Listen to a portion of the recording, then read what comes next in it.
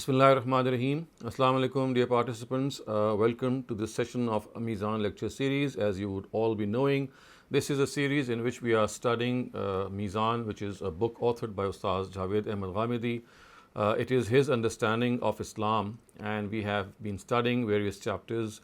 Today we will be, inshallah, concluding the chapter that we began a couple of weeks ago, which relates to the Penal Shariah. Of course, this is basically a chapter that relates to the punishments the crimes for which punishments have been prescribed by the Sharia. There are some details that always need to be refreshed in our minds whenever we start such sessions. First of all, the way the Quran has mentioned these punishments, it is clearly evident that these punishments will be administered by the state. No person has any authority to administer any of these punishments in any way. And as far as this authority is concerned, just as launching a war or jihad is the prerogative of a state, similarly, punishments can only be implemented by the state. No group, organization, or section of people has this authority or prerogative. So, this is something that has to be always kept in mind. It is the collectivity, and the collectivity manifests itself in the form of the leadership that is required to administer these punishments. And of course, these punishments, they are meant to protect the society in itself, and there are areas in which human behavior crosses the limits. So, for some areas, these limits are they are rectified through education, through admonishing people, through trying to reform them. But then there are other areas in which some punishment, some sort of a penalty has to be imposed because of the nature of the crime, so that it does not happen again, and these punishments also act as deterrents. Also important here, ladies and gentlemen, is the fact that as far as these punishments are concerned, the Sharia has just legislated 5 crimes for which punishment has to be given. Other than these 5 crimes, all the rest have been left to the discretion of a parliament. And these 5 crimes, so the first crime is muharaba, which means waging war against God and His Messenger, which in other words means disrupting the collective system of the society, creating anarchy and disorder. So punishments have been prescribed for this. We've studied them earlier on in our previous sessions. The second punishment for which, or the second crime for which punishment has been prescribed is the punishment of killing someone in lieu of murder. This is called qisas. So the second area or the second crime for which a punishment has been prescribed is murder. And because this murder can be intentional as well as unintentional, so we have a detailed ruling given by the Quran regarding both these types of murder. The third punishment relates to fornication, and of course this includes adultery as well. The Quran does not make any distinction regarding the punishment of adultery and fornication, as has been generally made by our jurists. We have described this earlier on, how misinterpreted, how these certain words of the Prophet and of course certain Quranic verses were misinterpreted, and people thought that the punishment of adultery and the punishment of fornication, adultery of course referring to people who are married and then they commit fornication, and fornication itself refers to the fact that unmarried people indulge in this act. So we studied that punishment as well. The fourth punishment that we studied, or inshallah we will study, is the punishment of qazf, which means that you accuse someone of fornication, and the fifth and last punishment will be that of theft.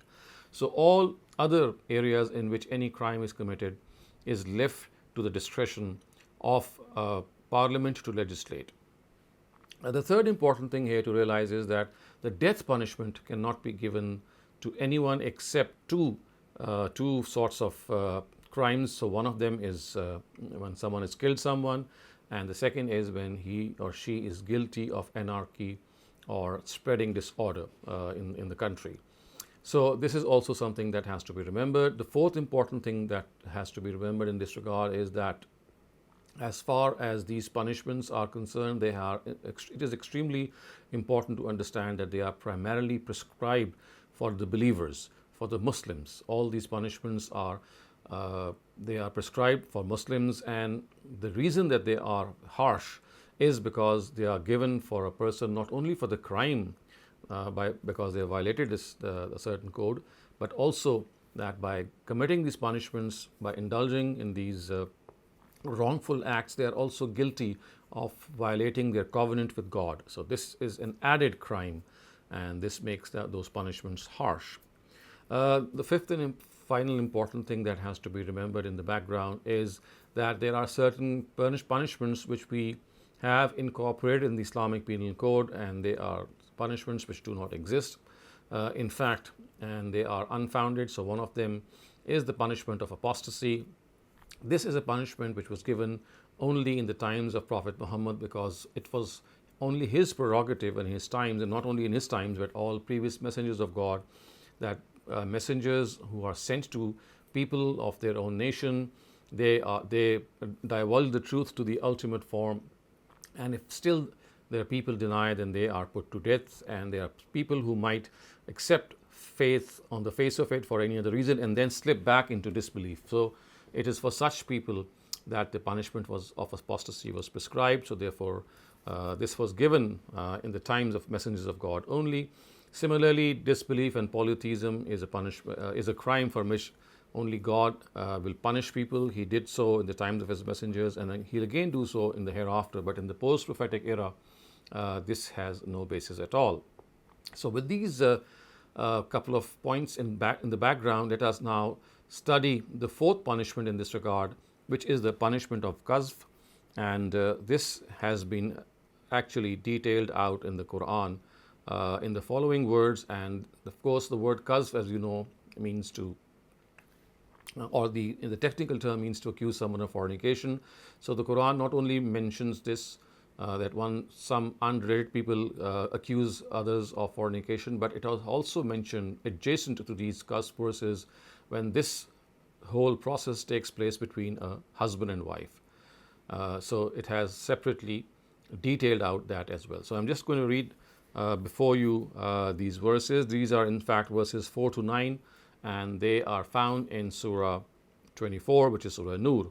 So the Quran says, وَالَّذِينَ يَرْمُونَ الْمُحْصَنَاتِ ثُمَّ لَمْ يَأْتُوا بِأَرْبَعَةِ شُهَدَاءَ فَاجْلِدُوهُمْ ثَمَانِينَ جَلْدَةً وَلَا تَقْبَلُوا لَهُمْ شَهَادَةً أَبَدًا وَأُولَٰئِكَ هُمُ الْفَاسِقُونَ إِلَّا الَّذِينَ تَابُوا مِن بَعْدِ ذَلِكَ وَأَصْلَحُوا فَإِنَّ اللَّهَ غَفُورٌ رَحِيمٌ وَالَّذِينَ يَرْمُونَ أَزْوَاجَهُمْ وَلَمْ يَكُنْ لَهُمْ شُهَدَاءُ إِلَّا أَنفُسُهُمْ فشهادة أحدهم 4 شهادات بالله إنه لمن الصادقين والخامسة أن لعنة الله عليه إن كان من الكاذبين ويدرأ عنها العذاب أن تشهد 4 شهادات بالله إنه لمن الكاذبين والخامسة أن غضب الله عليها إن كان من الصادقين.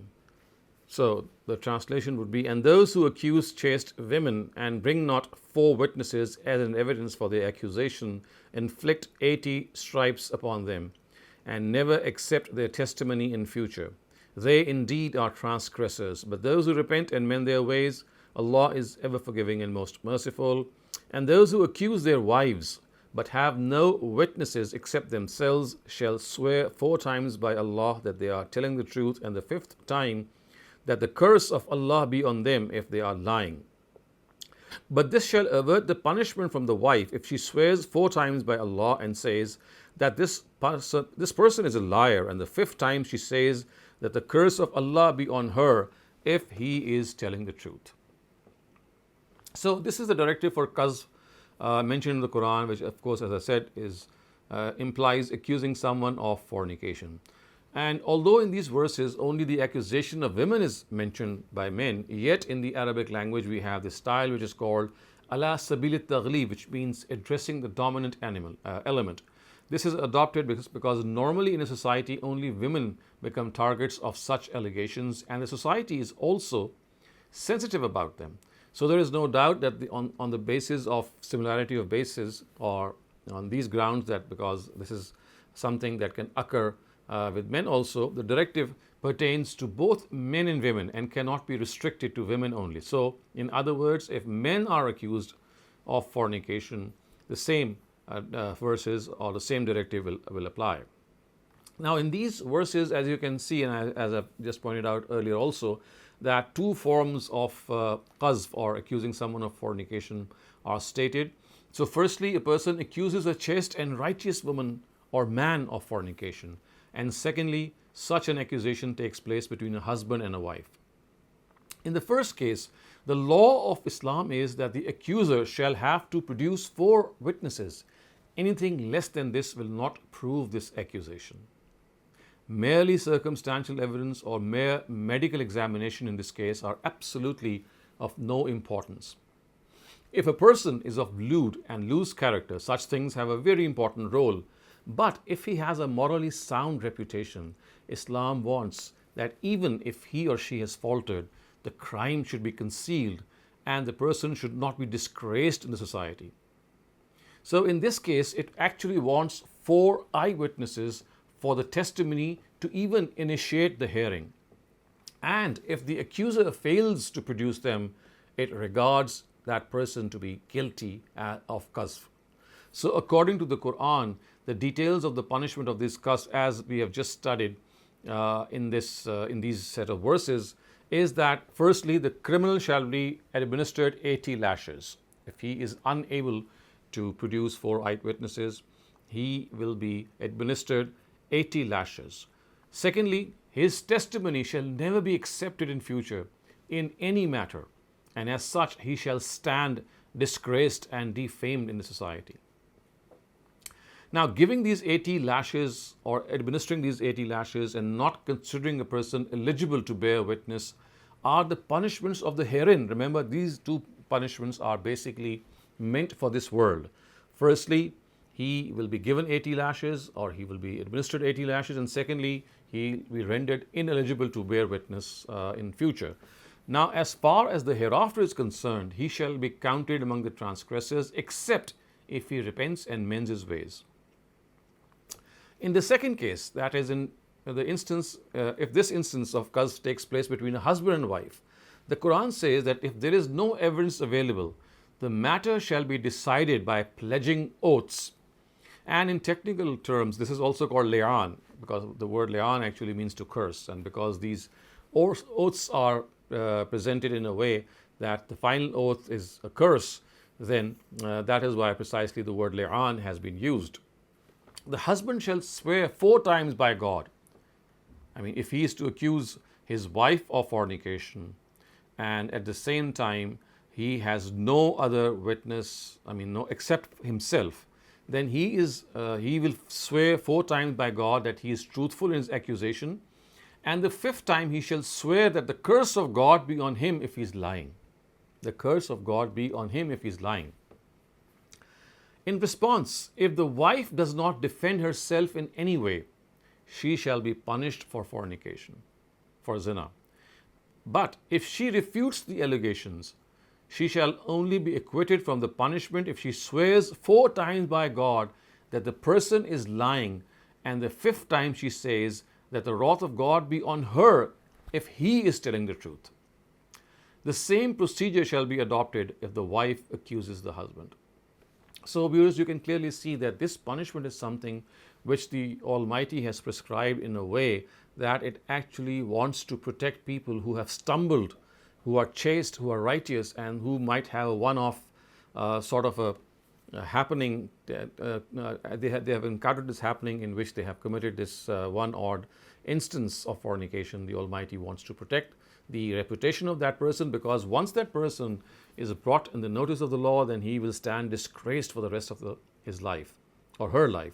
So it wants that even if such a person has faltered, then his crime should be hidden, and other ways and means should be adopted. And we know that as far as accusing someone of fornication in the presence of 4 witnesses is concerned, this is absolutely not an easy task at all.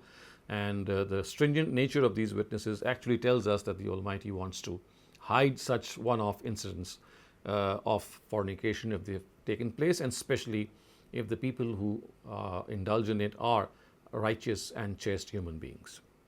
So this is as far as the punishment of qazf is concerned. And as I said, it is divided into 2, and the second qazf, or the second form of qazf, is also called li'an. Viewers, now let's come to the 5th and final punishment for which the Sharia has prescribed the fifth of crime for which the Sharia has prescribed a punishment, and this is the punishment of theft.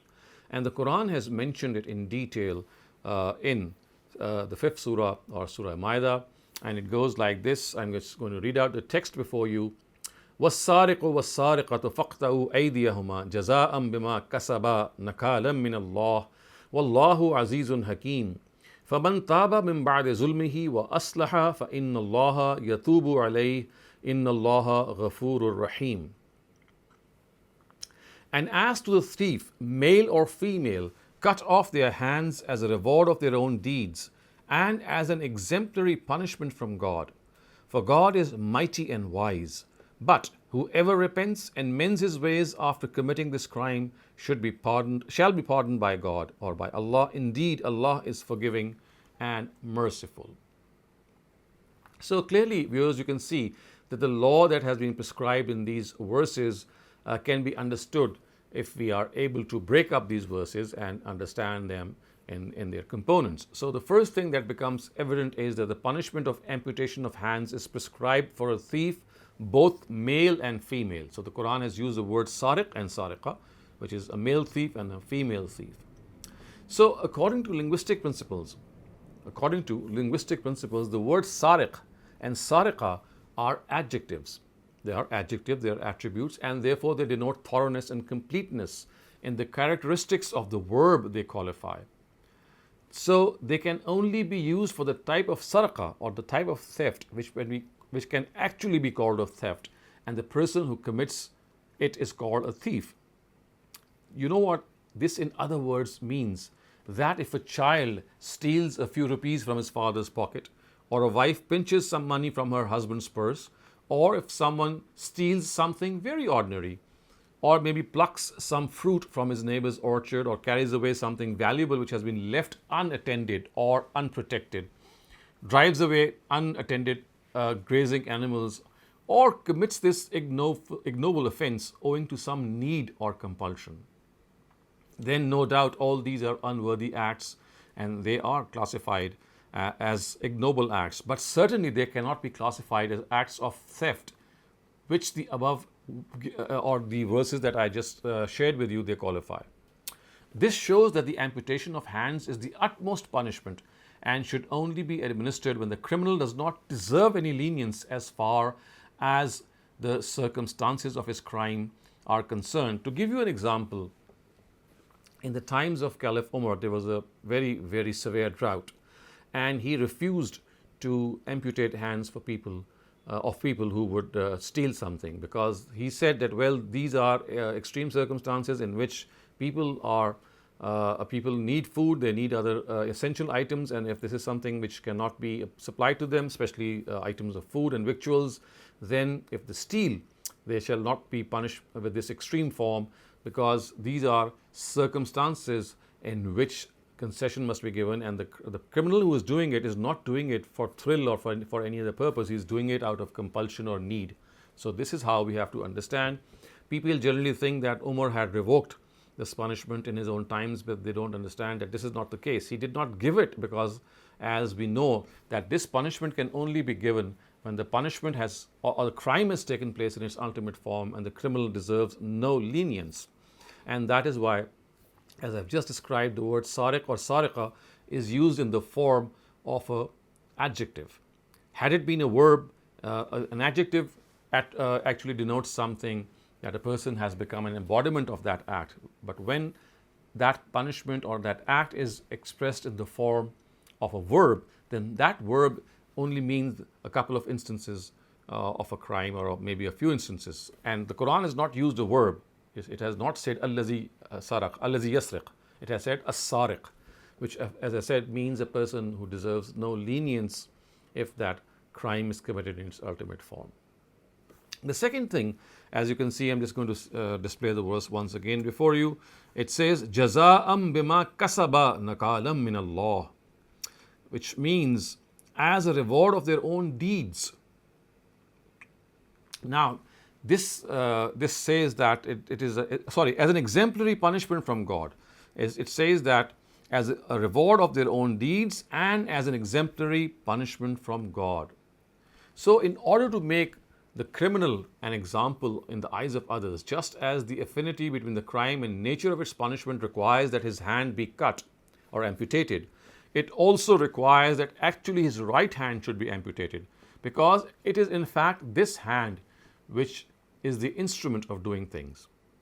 It is also evident that the word hand, on account of definite linguistic denotation, means the part of the arm which is below the wrist, and it cannot be anything else. So all these implications and insinuations are found from within the words which are used by the Quran. Now, thirdly, what is evident from this set of verses is that the objective of this punishment is stated in the words jaza'an bima kasaba, that as a reward of their deeds and as an exemplary punishment. So this is the objective of the punishment, that it means that the punishment, not only the consequence of the crime, that punishment is not only the consequence of the crime, it is also meant to make such criminals an example before others. Remember, the words are jaza'an bima kasaba nakalam min Allah. So the word nakal in the Arabic language means something which is to be made an example. So people, after witnessing their punishments, come to know what God, who inflicts such torment in this world, will do with such defiant people in the hereafter. So because of their greed for this world, people must not ruin their fate in the hereafter. So this is the purpose of this punishment. But in reality, if such punishments are implemented in a society, they become a means of discouraging crimes in it. It is a secondary benefit, and it also needs to be kept in mind. So now here I will also cite before you a passage from Ustaz Amin Asir Islahi's tafsir. This has been cited by Ustaz Javed Ahmed Ghamidi in his book Meezan, and it is worthy of being studied, and in fact I'll read it out before you because it shows how important this punishment of theft is and how it relates to a society. So he says, in this verse, two reasons are stated for the amputation of hands. Firstly, it is the punishment of the crime, and secondly, the punishment has to be given in an exemplary way, which is a means of a severe warning to others. The Quran uses the word nakal for such a punishment.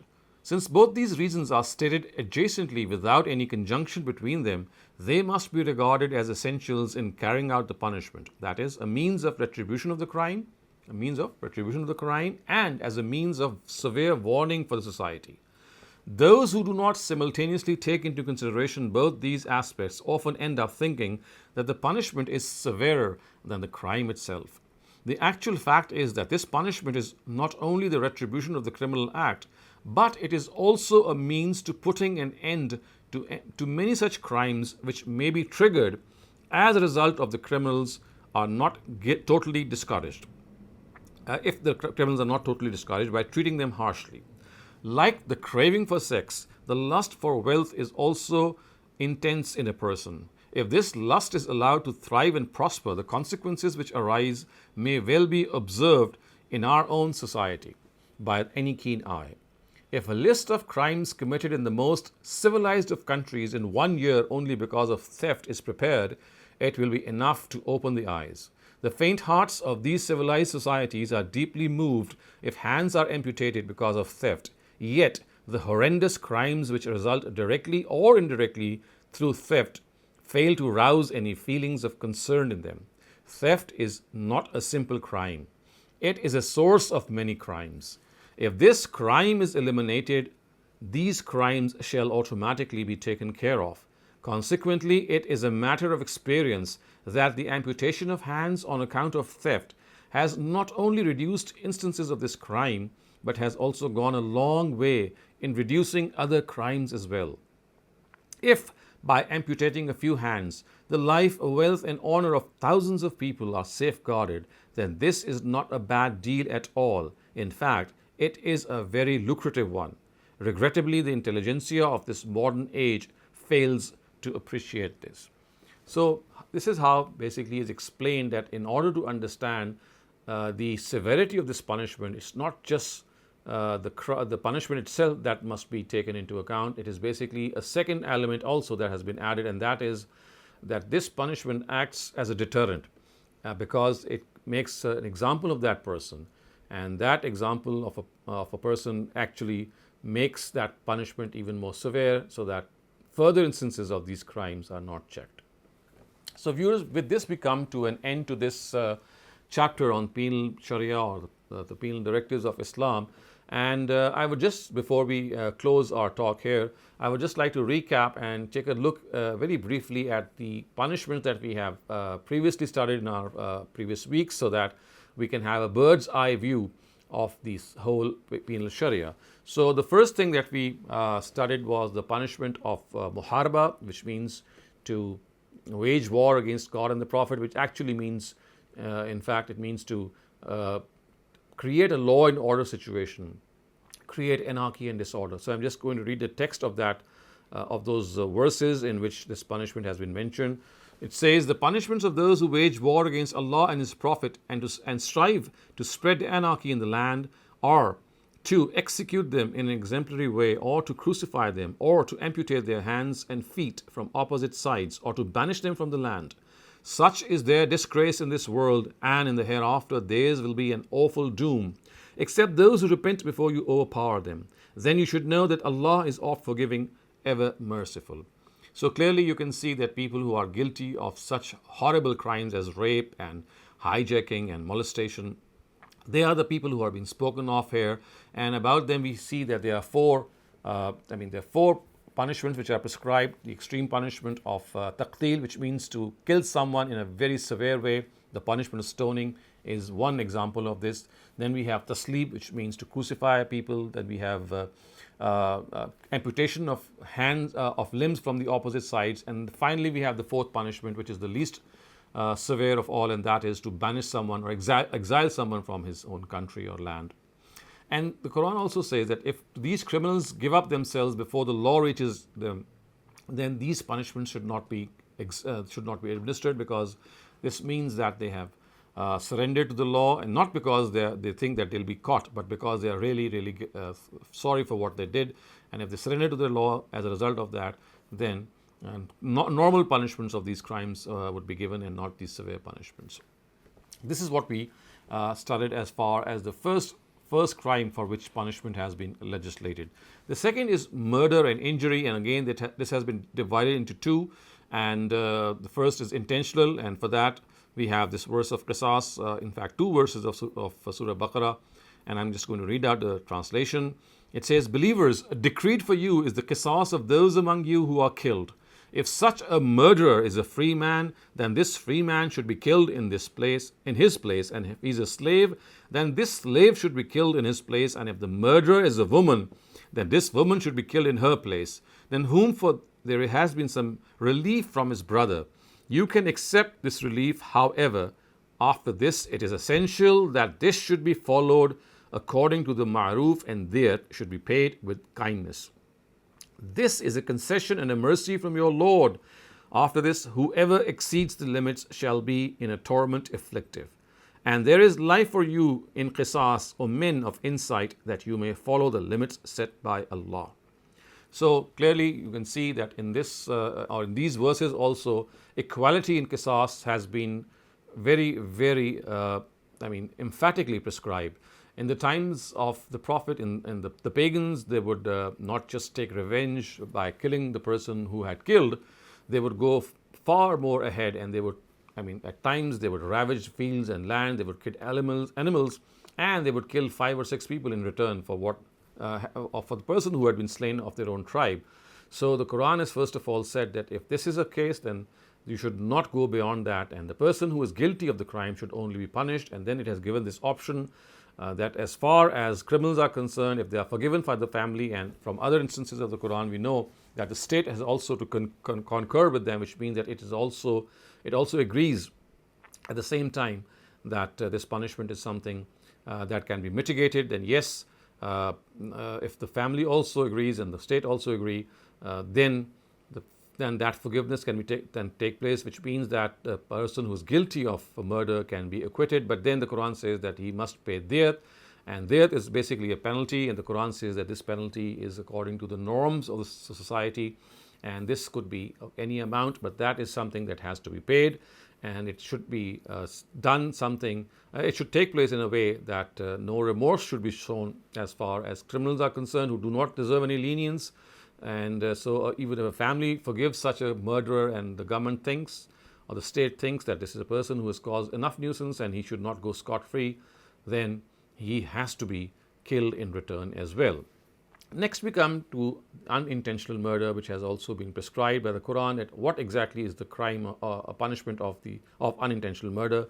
This has been stated in verse 92 of Surah number 4, which is Surah Nisa. It says, "And it is unlawful for a believer to kill a believer except if it happens by accident. And he who kills a believer accidentally must free one Muslim slave and pay diyat to the heirs of the victim, except if they forgive him. If the victim is a Muslim belonging to a people at enmity with them, the freeing of a Muslim slave is enough. But if the victim belongs to an ally, there shall be given to his heirs, and a Muslim slave shall also have to be set free. He who does not have a slave must fast 2 consecutive months. This is from Allah, a way to repent from this sin, and He is wise, all-knowing." So you can see how the Quran has prescribed these statutes for unintentional murder. Just one thing that has to be understood, that slavery no longer exists in our society. So therefore, analogously, if a person is able to set free a person or maybe pay the bail of a person who might not have the money to get that bail, and at the same time also maybe discharge the debt of a person who might be under heavy debt and is also not being able to pay back his debt, then if this is also done, then analogously we can clearly see that this would also be sufficient. As far as the third punishment is concerned, that is of fornication, and I'm also now going to read out the translation of verses 2 and 3 of Surah Nur, which is the 24th Surah, in which the punishment of zina or fornication has been mentioned. So the words are, "The man and the woman guilty of fornication, flog each of them with 100 stripes, and let not compassion move you in their case in the enforcement of the law of God, if you truly believe in Allah and the last day. And let a party of the believers witness their punishment.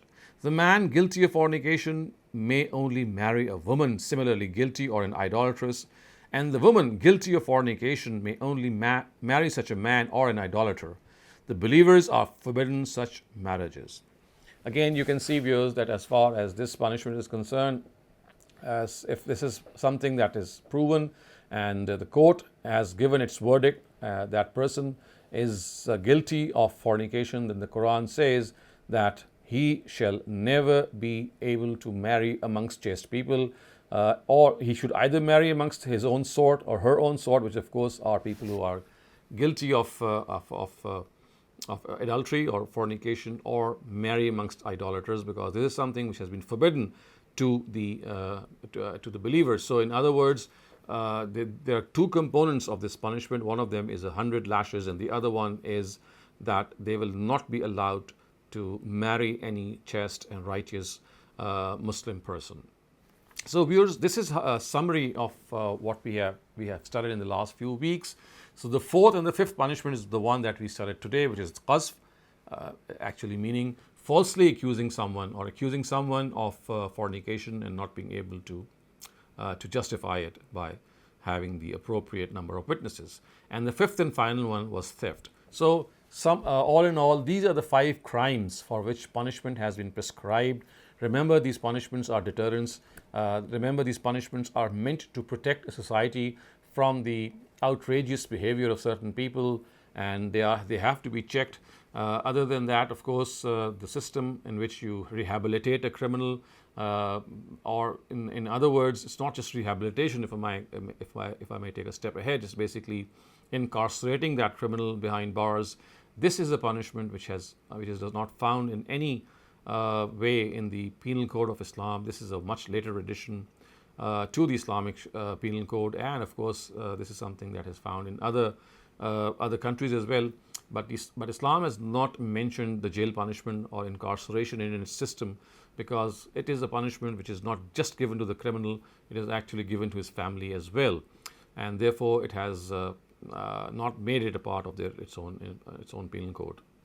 So I will now end my discussion and this whole chapter here. Inshallah, next week we'll be studying a new chapter. And now, if you have any questions regarding what we have just discussed and studied, please raise them. Thank you. I appreciate that. I would like to proceed to take questions. So, anyone who has questions, please raise your hand, or if you don't know how to raise your hand, please put your questions in the chat and I can ask Dr. Shehzad.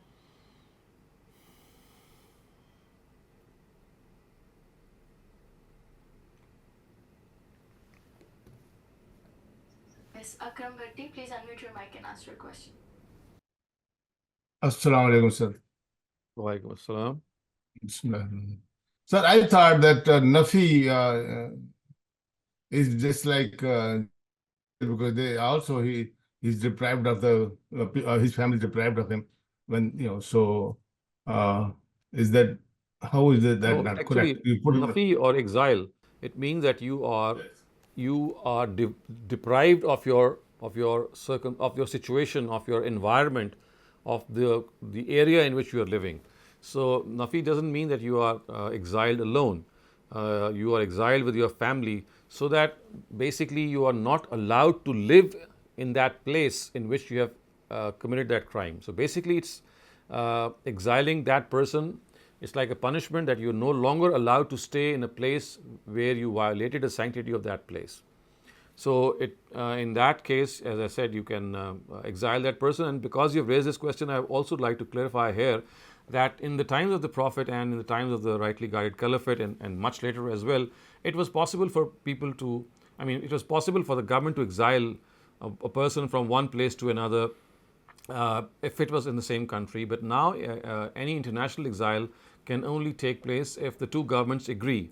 So, if in case such things are not available, for example, if a person is not, if a government is not being able to exile the criminal from one city or maybe from one country, then analogously we can think of another thing which is very close to this, and that is house arresting a criminal. So, house arresting a criminal and not allowing him to freely move about in the space that he had lived all his life is something which is also very close. And as I said, if nafi or exile is not possible, which is the case in many countries, then house arrest is something which is I think would serve the same purpose as well. So let me just for the clarification for myself. You say when they were exiled, people were exiled back then. They were exiled along with their family. This is something. Yes, there is nothing against this in the Quran. Whether they were or not, I'm not sure about it. But the words of the Quran do not in any way preclude the fact that this is something which is given specifically to the criminal. Basically, it is the nature of exile is not to punish his family; it is to punish that person from from remaining at the place where he was born, maybe, or where he grew up, so that it becomes a warning for him that the very place that you lived in is the place in which you no longer deserve to live. So that is how it has to be viewed. Okay, I thought it was saving the society from this. Yes, it is. But at the same time, you see, at the same time, the family of the criminal is is a group of people who would be exiled with him. Of course, if they want to go. It was something that was offered to them. If they did not want to go, it was their sweet will. Otherwise, there was nothing that could stop them from this.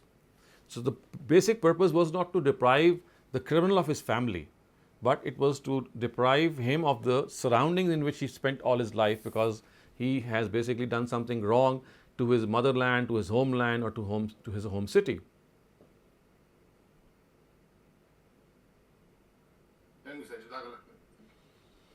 Thank you, Dr. Shehzad. Rafia Khwaja, please unmute your mic and ask your question. Start, Dr. Shah. So, Dr. Shah, my question is that as one is growing up, we have seen in young people, even older people, sometimes your emotions, you get carried away and you do commit a sin. And you ask God for forgiveness and you do tawbah sincerely. After your punishment carried, does it mean that God is not going to forgive you and this punishment is going to apply to you after your death for the rest of the time, you even after your death, as you said, you can't get married. I didn't follow it. So Is there no these are forgiveness for this? five different punishments. Each has a different rule. As far as this worldly punishment is concerned, we have discussed each of them. The matter of the hereafter rests with God, and of course your own repentance. And if you have done some harm to the other person, then his forgiveness would also be required. But this marriage is a punishment that person cannot marry amongst his own sort, which means amongst righteous people. So this is a punishment for people in this world. People who commit zina or fornication or adultery, for them there is this dual punishment. That first they will be given 100 lashes, and second they will be, they would have to divorce. If they had committed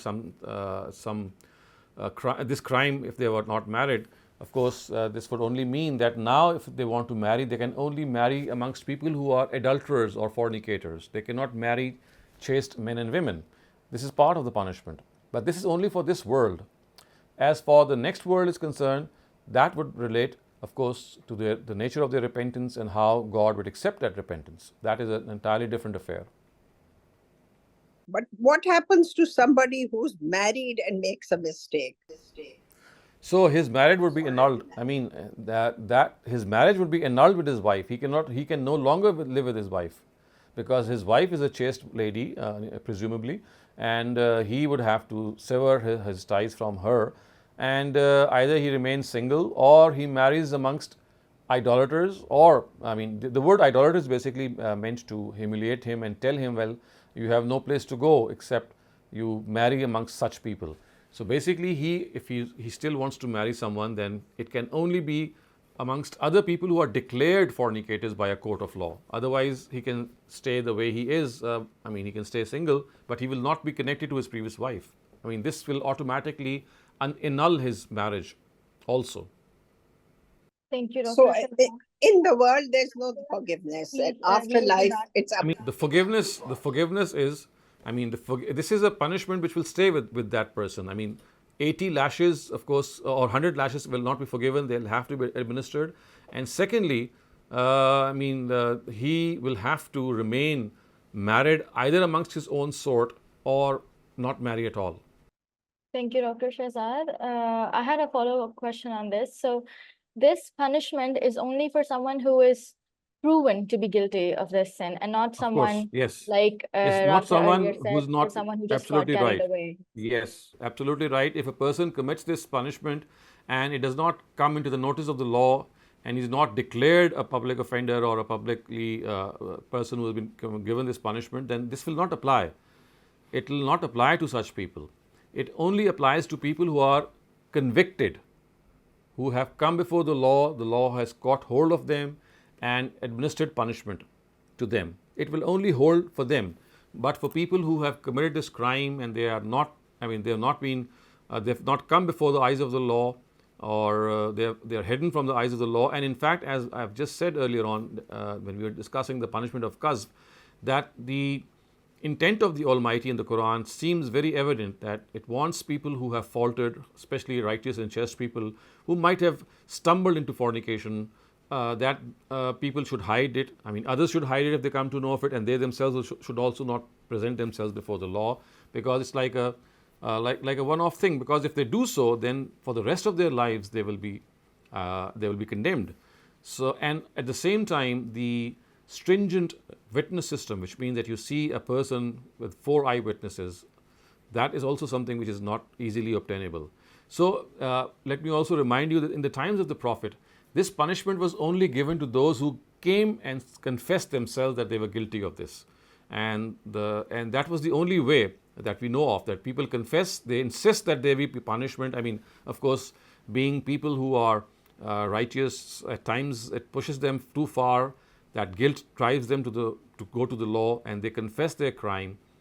So in such a case, of course, if they confess their crime and it is proven, then they will be declared publicly offenders, and only in that case will this apply. Right, thank you. So there's a question in the chat. What is the punishment for homosexuality? Is it the same as for fornication? Some Islamic states have adopted rajam. What is your view on this? There is no punishment which has been prescribed by the Sharia. The punishment has not been prescribed, but yes, an Islamic state can legislate in favor of a punishment. I mean, rajam or stoning to death is not a prescribed punishment at all, and I do not think that this crime deserves such a punishment. It is a crime in itself, and we can legislate some punishment. But as I said, this has not been prescribed by the Sharia. So whenever this topic comes up, we like most of us just refer to the story of Prophet Lut. So I mean, how does this? So remember, for them, this punishment in which they were destroyed by tempestuous wind which had stones in them, it relates not to this act of sodomy. It actually relates to the fact that they had denied a messenger of God, and they had indulged in polytheism. So basically, it was the punishment of polytheism that was given to it. The fact that they indulged in this act of sodomy was an additional thing. To make things more clear, you can just think about the fate of the nation of Shuaib. So remember, they were people who did not weigh and measure correctly. So it would not be right to say that they were punished because of not weighing and measuring correctly. This was an added crime that they did, but their punishment actually took place because of their own polytheism. Similarly, the people of Lot were destroyed not because of of sodomy. That was an additional thing. They were basically punished for denying the truth that had come to them and for deliberately indulging in polytheism. So does that mean that the crime, the act of homosexuality is not as bad as fornication is, or is it You see, as far as is concerned, it is equally bad, because you see, it actually disrupts the family system. But you see, the reason that perhaps the Almighty in the Quran have not legislated in this regard is that it does not want this crime to be checked in this way all the time. So it could be through education, through rehabilitation, through other means in which this thing should be inculcated. So, and that is precisely why the Sharia, otherwise you see, we would have found a punishment prescribed for it in the Sharia. We don't have any such punishment. There's no hadith of the Quran which says so. So this means that we have the discretion either to legislate or not. And the reason that we have this discretion is that many a time such things can be reformed through instruction, through education, through other means. And only when it becomes something of a nuisance that we should legislate. But yes, we can legislate.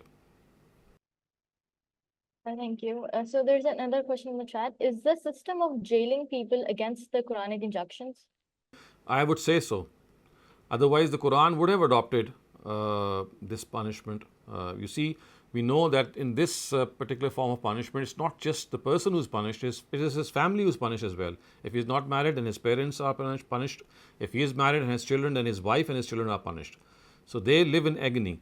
So that is why what has happened is that the Quran has either prescribed a penalty in the form of lashes or even the death punishment, or it has given punishments in which the criminal is actually made to suffer, not the family. Right. There's another question. Why do Middle Eastern Islamic countries persecute the journalists who speak the truth and raise voice against the rulers? Usually they are exiled, and does this punishment given to the journalist on the basis of fasad fil ars? I mean, this is very unfortunate, and if you need to ask them that why do they do it, but we of course certainly would not agree with them. I mean, punishing someone for doing his job, her job, of course something which is in itself a form of persecution. Yes, there has to be a code of conduct. If the person violates that code of conduct, he could be punished for a certain way, but not in the way that we generally find find them to take place. So persecuting such people or not allowing them to live with the ideology that they would like to live with and for is something that the Quran says, al-fitnatu ashaddu min al-qatl. It says persecution is worse than murder. So people must always keep this in mind, that this persecution is not an ordinary crime. It's worse than murder according to the Quran. Thank you. Bisma, please unmute your mic and ask your question. Assalamualaikum, Dr. Saleem. So my question is that as far as homosexuality is concerned, if God has not given a direct punishment for it in the Quran, are we to assume that it's because it actually is something that God knew that humans would indulge in, but he wanted them to follow the natural course, and that's why he did not put it out there as I a mean, form you of see, capital punishment?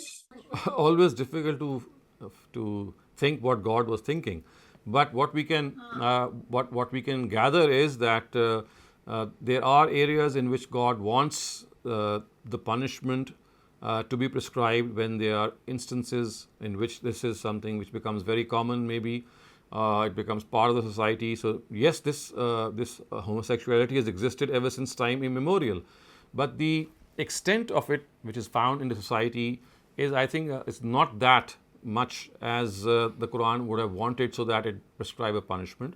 So you see, the basis for prescribing a punishment are two, and that is that either you commit something, some felony which is against the life, wealth, and honor of people, or you do something which is against the norms of protection which are given by the state. So if that is the case, then you can legislate. So that is why I think the Quran has left it to our discretion. Otherwise, it would have easily done so. Okay. Right. Thank you so much.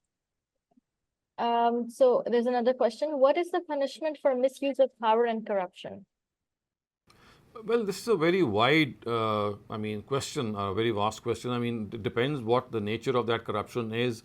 If it is theft, if it is bungling, it is embezzlement. Of course, there are laws which are enacted, various penalties are imposed, but the Sharia is not prescribed. It has left this sort of criminal behavior for a parliament to decide that they can rule a certain amount of punishment or penalty.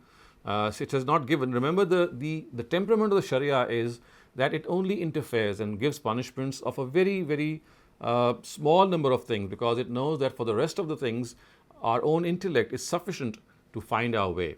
It is only when when Almighty thinks that there are instances in which we might falter or we might not find the right way, does it interfere. So you see, there are just 5 crimes for which punishment has been prescribed. Just 5 crimes. We've just studied them in the past few weeks. For the rest, it has left, they are left to our discretion to see and behave the way we would like to. So embezzlement, corruption, all these are things in which a state can legislate, the parliament can legislate, and it would be different for different societies, for different countries, and that is the beauty of it as well. Rafia Khwaja, please ask your questions. Please keep it short, though. Dr. Shehzad, what I understand is that even the punishment for prostitution, fasad fil ard, when it happens, then you punish the men and women because the prostitution is being encouraged and the men and women are getting involved in it. So they are creating a society where there is fasad fil ard. Did I understand correctly that this is why then God has issued these punishments to be done publicly so that people learn that this is corruption in the society? Am I correct in this? So as far as 2 of the punishments are concerned, they are to be given in a way that it becomes public knowledge. One of them is the punishment of fornication, because for that the Quran has said that the fornicator, he must be flogged in public. And there should be a group of people who should witness what's going on with him, so that it becomes a deterrent in the society. And the second is that of theft, because once a person's hand is cut, especially the right hand, it immediately gives this signal that he's a thief. And for that, you don't need to witness that amputation, because when the person is going to move around in the society, he is going to give this signal that he is a corrupt person whose hand was amputated because of this crime. For the other 2 crimes, or the other 3 crimes, publicly administering them has not been prescribed. Thank you, Dr. Shehzad. There's another question in the chat which is not related to the topic today, so may I take it? So yes, if we don't have any further questions on the topic, we can take that question. Right. So Quran मजीद की आखिरी सूरा में इंसानों और जन्नात के sir से पनाह मांगने की तलकीन की गई है, जो दिलों में वसवसा डालते हैं। जन्नात किस तरह से इंसानों के दिलों में वसवसा डालते हैं, और हमें कैसे पता चलेगा कि ये वसवसा जन्नात की तरफ से ही डाला गया है? We will never come to know about that, because this is a news, a piece of news which God has given them, given us, and the mechanism of this whispering, so to speak, has not been divulged before us. All that we know is that both men and the jinn, they do that. How they do that, we just cannot be sure of.